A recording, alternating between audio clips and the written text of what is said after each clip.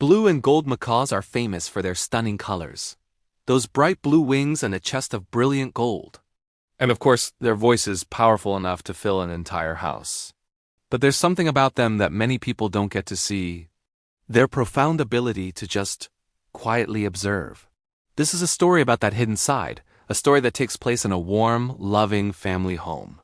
For many years, a blue and gold macaw named Rio lived in this home. His favorite spot was a tall wooden perch right by the window. From this vantage point, he was the silent keeper of the house's secrets. He watched the light change throughout the day, painting stripes across the floor. He saw the shadows grow long and retreat. He observed every person who passed by on the street below. He was a constant, quiet presence. Then one day, the familiar rhythm of the house was completely transformed. A baby arrived. His name was Oliver. The moment Oliver was carried through the door, Rio sensed the shift. The house moved differently. Footsteps became softer, more deliberate.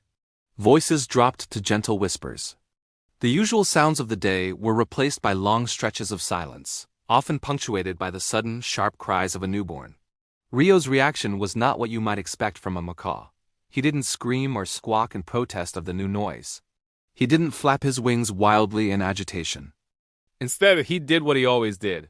He watched. He leaned forward on his perch, his intelligent eyes fixed on the new little person who had changed everything.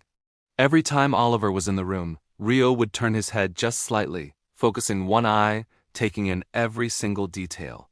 He watched the gentle rise and fall of Oliver's chest as he slept. He observed the way his tiny fists would clench and unclench. When Oliver cried, Rio remained perfectly still and quiet. He seemed to understand that his own loud voice would only add to the commotion. But when Oliver calmed down, when the house settled back into a peaceful quiet, Rio would make soft, clicking sounds with his beak. They were barely audible, almost like a whisper, a gentle acknowledgement of the tranquility. As the days turned into weeks, a beautiful, unspoken routine began to form between the bird and the baby. Oliver would spend his afternoons on a soft blanket spread out on the living room floor, cooing and kicking his feet in the air. And high above him on his perch, Rio would stand guard. He'd adjust his balance on one foot, then the other, occasionally lowering his head to get a better, closer look at the small human below. He was a feathered guardian, a silent companion. One sunny afternoon, something magical happened. As Oliver lay on his blanket, he reached his small, chubby hands upward, stretching toward the vibrant blue and gold figure above him. Another bird might have been startled, might have pulled away in fear. But not Rio. He stepped closer to the edge of his perch, slowly and carefully. He leaned down and allowed Oliver's curious fingers to gently touch the very edge of his golden chest feathers. In that moment, there was a profound sense of trust. Rio remained completely still. There was no fear in his eyes, no tension in his body. Just a quiet acceptance, a shared moment of connection between two very different beings. It was a silent agreement, a friendship being forged without a single word. From that day forward, their unique bond only deepened. Rio began to mimic Oliver's soft, gurgling sounds. He'd repeat them gently, never loudly, creating a soft echo in the room. When Oliver heard his own familiar noises coming from the big, colorful bird, he would break into a wide, toothless grin and laugh. It was their own secret language, a game played between a baby and a macaw. As Oliver grew, so did their connection.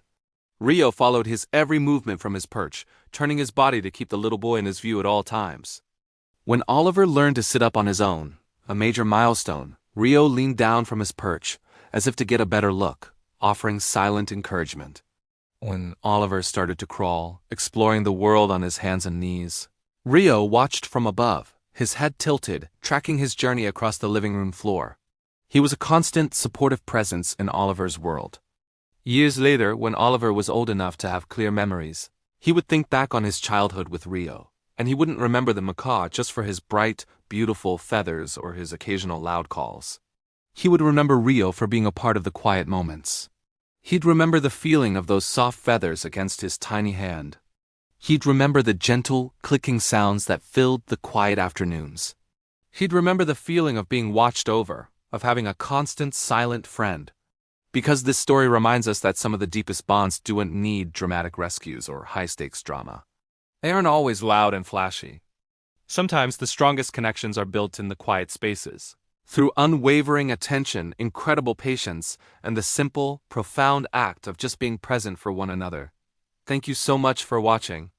If this story touched your heart, please like, subscribe, and share it with someone who might need a reminder of the quiet magic that exists all around us. We'll see you in the next video.